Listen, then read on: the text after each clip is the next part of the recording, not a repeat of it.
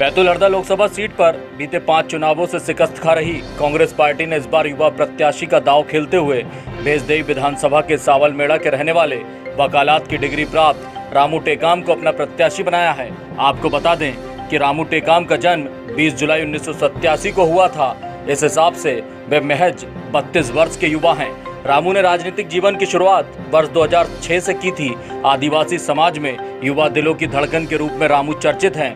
वहीं कांग्रेस पार्टी में एक सक्रिय भूमिका निभाने वाले कर्मठ कार्यकर्ता हैं। वहीं भाजपा पार्टी ने जाति प्रमाण पत्र के मामले में घिरी बैतूल हरदा लोकसभा सीट से बीते 10 सालों से सांसद रही ज्योति धुर्वे का टिकट काटकर संघ की पसंद के उम्मीदवार दुर्गा दास डीडी उइके को टिकट देकर अपना उम्मीदवार बनाया है। शिक्षित परिवार में 29 अक्टूबर 1963 को जन्मे 58 वर्षीय उइके ने एमए बीएड तक की पढ़ाई की है और ये पैसे से सरकारी स्कूल में शिक्षक पद पर आसीन थे।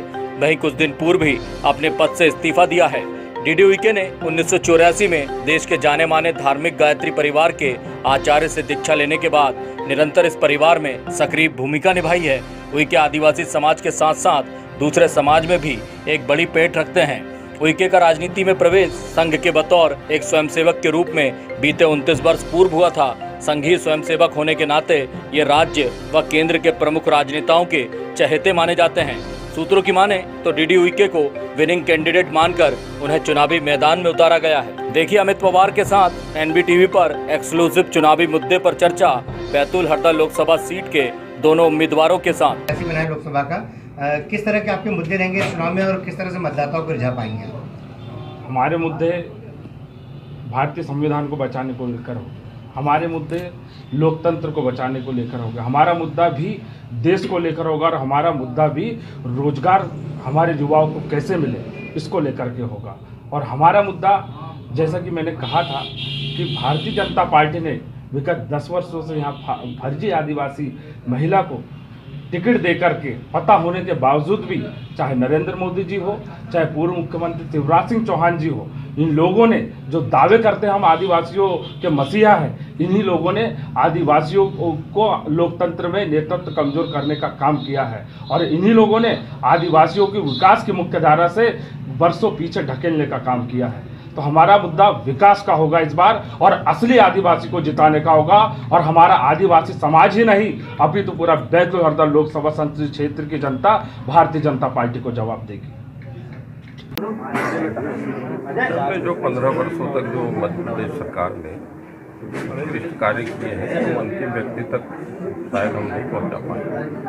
हम सारे के सारे मुद्दों को लेकर जो हमने किए हैं विकास पर कार्य किए हैं उसको जनता तक हम ले जाएंगे।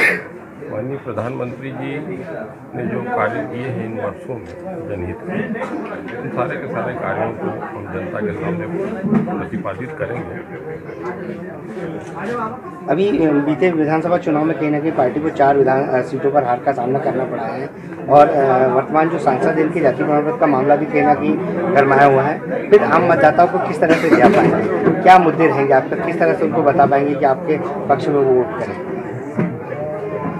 हमने कहा ना कि इन 15 वर्षों में मध्य प्रदेश की भाजपा सरकार ने पूरे देश के अंदर पूरे प्रदेश के अंदर प्रत्येक क्षेत्र में, चाहे वो बालिका शिक्षा का क्षेत्र हो, चाहे किसानों का मुद्दा हो, चाहे समाज के प्रत्येक क्षेत्र में भारतीय जनता पार्टी ने अपनी शिरकत की है और अंतिम व्यक्ति के सर्वांगीण विकास की चिंता की है।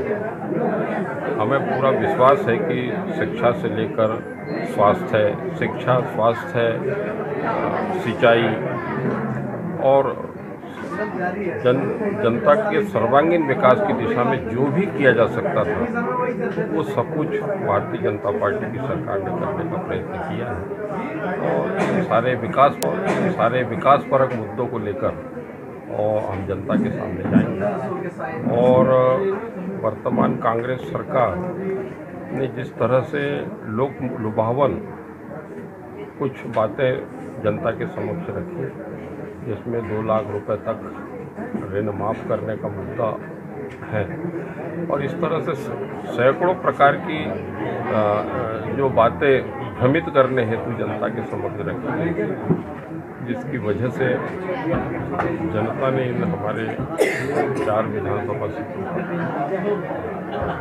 ये आदिवासी सीट है, आप भी आदिवासी है, अपने आदिवासियों के लिए जो सबसे बड़ा वोट तबका है आपका, उनके लिए क्या अहम मुद्दे रहेंगे आपके? सर्वप्रथम तो शिक्षा।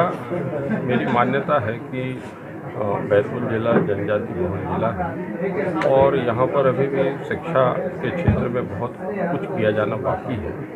मैं सोचता हूँ कि एक मेडिकल यहाँ पर चिकित्सा महाविद्यालय बैतूल जिले में हो, ताकि हमारे ज़िले के जो जनजाति समाज के बंधु बांधव हैं यहाँ पे ठोस एक शासकीय एक अच्छा इंजीनियरिंग कॉलेज हो, जिसके माध्यम से हमारे जनजाति क्षेत्र के विद्यार्थी यहाँ पर आकर पढ़ सकें और एक अच्छी दिशा में पढ़ सकें। शिक्षा एक महत्वपूर्ण एक मुद्दा है जिसके माध्यम से हम अपने समाज के सर्वांगीण विकास की दिशा में हम गतिशील कर सकते हैं। वर्तमान सांसद का टिकट काटकर आपको टिकट दी गई है, इसके लिए आप सबसे ज़्यादा किसको अपना धन्यवाद करना चाहिए, किस को श्रेय देना चाहिए?